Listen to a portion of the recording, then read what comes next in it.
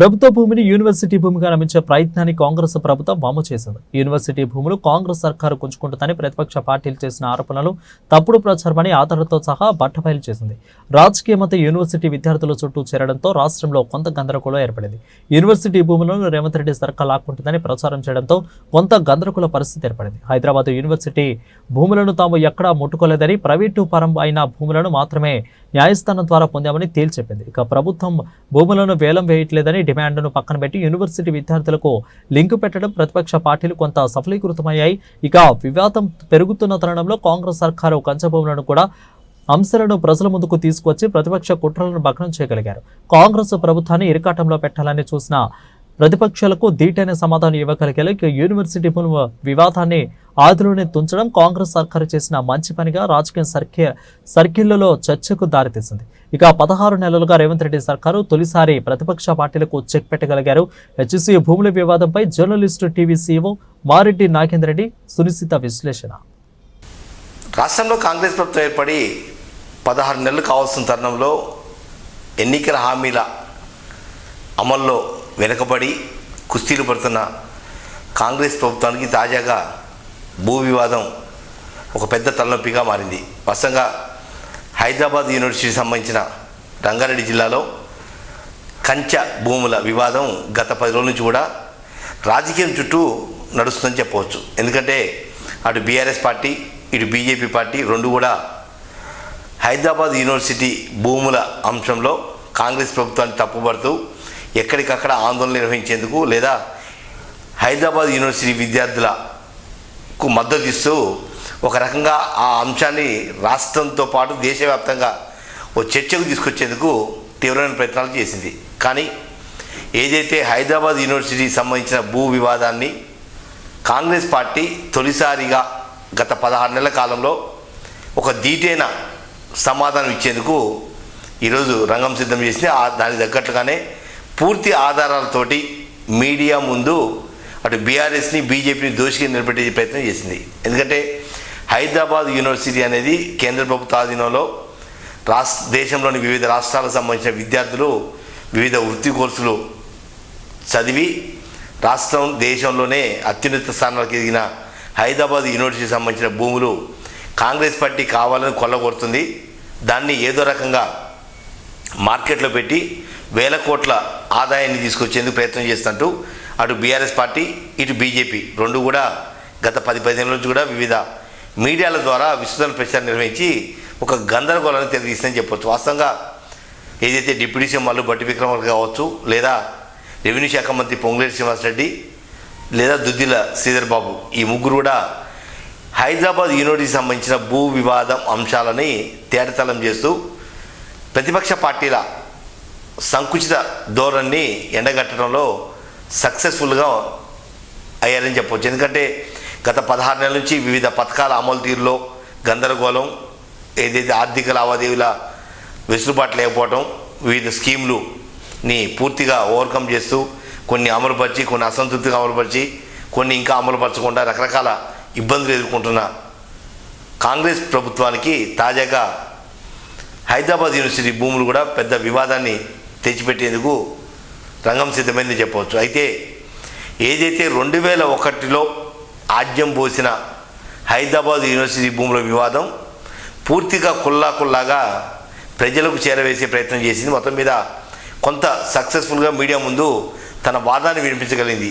2001లో ఆనాటి తెలుగుదేశం ప్రభుత్వం ఐఎంజీ భారత్ ఢిల్లీ రావుకి ఒక స్పోర్ట్స్ సంబంధించిన ఏదైతే ఈవెంట్ కావచ్చు లేదా యూనివర్సిటీ సంబంధించిన ఏదైతే డెవలప్మెంట్ యాక్టివిటీ సంబంధించి ఒక ప్రైవేట్ సంస్థకు ఐఎంజీ భారత్కి 400 ఎకరాల భూమిని కేటాయిస్తూ నిర్ణయం తీసుకోవడం అనేది 2001లో జరిగింది. అంటే 24 సంవత్సరాల క్రితం, 2 దశాబ్దాల క్రితం జరిగిన అంశం అది. అయితే 2004లో ఆనాడు కాంగ్రెస్ ప్రభుత్వం ఏర్పడటం, ముఖ్యమంత్రిగా రాజశేఖర రెడ్డి పదవి బాధ్యత స్వీకరించిన తర్వాత ప్రభుత్వ భూముల విధి విధానాలు లేదా కొన్ని ప్రభుత్వ భూములు ప్రైవేటు సంస్థలు దారదత్తం చేసిన అంశంలో రివ్యూ చేసిన తర్వాత ఆ రివ్యూలో కంచెలో 400 ఎకరాలు ఐఎంజీ భారత్కి కేటాయించినట్టుగా అధికారులు స్పష్టం చేయడంతో ఎట్టి పరిస్థితులను ఆ భూములు ప్రభుత్వ పరంగానే ఉండాలి తప్ప ప్రైవేటు వ్యక్తులకు అంత భూములు ఇవ్వడం అసాధ్యమంటూ ఆ విషయంలో కోర్టును ఆశ్రయించి కోర్టు ద్వారా తిరిగి ఆ భూములు సాధించుకోవాలని చెప్పి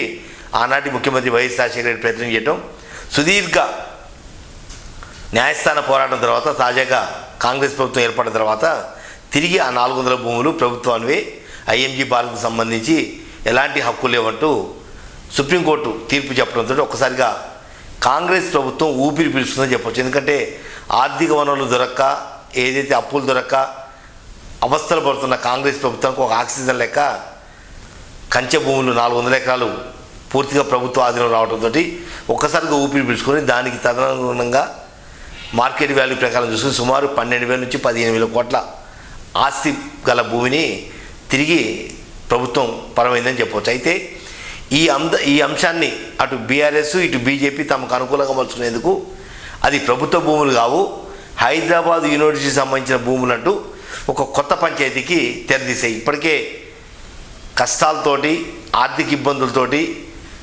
ఏదైతే ప్రజలకు ఇచ్చిన వాగ్దానం అమలుపరచక అష్ట కష్టాలు పడుతున్న కాంగ్రెస్ ప్రభుత్వానికి ఒక రంపపోట్లాగా తిరిగి హైదరాబాద్ యూనివర్సిటీ భూములంటూ కొత్త వివాదం తెరలేపడంతో పూర్తిగా కాంగ్రెస్ ప్రభుత్వం దాని మీద దృష్టి కేంద్రీకరించింది. ఏదైతే ఐఎంజీ భారత్కి 2001లో కేటాయించిన భూముల అంశం కావచ్చు, ఆ తర్వాత ముఖ్యమంత్రిగా ఉన్న ఆనాటి ముఖ్యమంత్రి వైఎస్ రాజశేఖర హయాంలో కోర్టును ఆశ్రయించడం, ఆ తర్వాత సుప్రీంకోర్టు తీర్పు ఇవ్వడం, ఇవన్నీ కూడా ఒక్కొక్కటిగా పూర్తిగా సమీకరించుకొని ప్రజల్ని తప్పుదోవ పట్టించే విధంగా హైదరాబాద్ యూనివర్సిటీ భూములు కాంగ్రెస్ ప్రభుత్వం గుంజుకోలేదు, అది ప్రభుత్వ భూములే. హైదరాబాద్ యూనివర్సిటీకి ఈ 400 ఎకరాల కంచె భూములకు సంబంధించి దానికి ప్రత్యామ్నాయంగా గోపనపల్లిలో 397 ఎకరాలు భూమిని కేటాయించాం కాబట్టి అసలు యూనివర్సిటీకి ఈ ప్రభుత్వ భూమికి సంబంధం లేదు, ఈ భూములు పూర్తిగా ప్రభుత్వ భూములు అంటూ క్లారిటీ ఇవ్వడంతో మొత్తం మీద వివాదం పెరుగుతున్న సమయంలో ఆ వివాదాన్ని ఏదో రకంగా ప్రజల ముందుకు తీసుకొచ్చే ప్రయత్నం చేసింది. మొత్తం మీద ఈ 16 నెలల కాలంలో వివిధ పథకాల అమలు తీరులో డక్కీలు ముక్కీలు తింటున్న కాంగ్రెస్ ప్రభుత్వం తాజాగా తొలిసారి స్పష్టంగా ప్రతిపక్ష పార్టీల వివాదాస్పద అంశాన్ని తిప్పికొట్టే ప్రయత్నం చేసిందని చెప్పవచ్చు. ఎందుకంటే 400 ఎకరాలు కంచె దగ్గర అంటే సుమారు ఇప్పుడు 30 నుంచి 40 కోట్ల ఎకరం వేసుకున్నా కూడా 12,000 కోట్లు అటు ఇటుగా ఉంది. ఆ 12,000 కోట్లు అంటే ప్రభుత్వానికి ఒక ఆదరు అని చెప్పవచ్చు. అయితే ఈ అంశం ఎప్పుడైతే వివాదాస్పదం అవుతున్న అంశాన్ని ఇప్పటికి గత 15 రోజులు కూడా రోజు రోజుకి ఆ వివాదం ముదురుతుంది. యూనివర్సిటీ విద్యార్థులు ఆందోళన బాట పట్టడం, పోలీసుల మోహరింపులు, ఇతరత్ర రాజకీయ పార్టీలు కూడా వెనుదనంగా ఉండటంతో ఇది రాష్ట్ర వ్యాప్తంగా కాదు దేశవ్యాప్తంగా ఆందోళన దారితీసే పరిస్థితి నెలకొన్న నేపథ్యంలో కాంగ్రెస్ ప్రభుత్వం వ్యూహాత్మకంగా deputy CM Mallu Bhatti Vikramarka, revenue మంత్రి పొంగులేటి శ్రీనివాసరెడ్డి, ఏదైతే మంత్రి దుద్దిల శ్రీధర్ బాబు వీళ్ళందరూ కూడా ఈరోజు మీడియా సమావేశం నిర్వహించి యూనివర్సిటీ భూములకు ప్రభుత్వ భూములకు సంబంధం లేదు, దాని ప్రత్యామ్నాయంగా ఆల్రెడీ గోపనపల్లిలో భూములు ఇచ్చామంటూ కరాఖండిగా తేల్చి చెప్పి ఆధారాలతో సహా పూర్తిగా ప్రజల ముందు తీసుకురావడంతో ఈ వివాదం ఇక్కడితో ముగిసే అవకాశం ఉంది. ఒకవేళ కనుక తప్పుడు మార్గంలో వివాదాన్ని మరింత పెంచే విధంగా అటు బీఆర్ఎస్ పార్టీకి సంబంధించిన అనుబంధ సంఘాలు కావచ్చు, బీఆర్ఎస్ పార్టీ కావచ్చు, లేదా బీజేపీ కావచ్చు, బీజేపీ అనుబంధ సంఘాలు కానీ ఏ సంఘాలు కానీ దీన్ని తప్పుడుగా ప్రచారం చేస్తూ ప్రజలలో గందరగోళం సృష్టిస్తూ దాంతోపాటు విద్యార్థులు రెచ్చగొట్టే విధంగా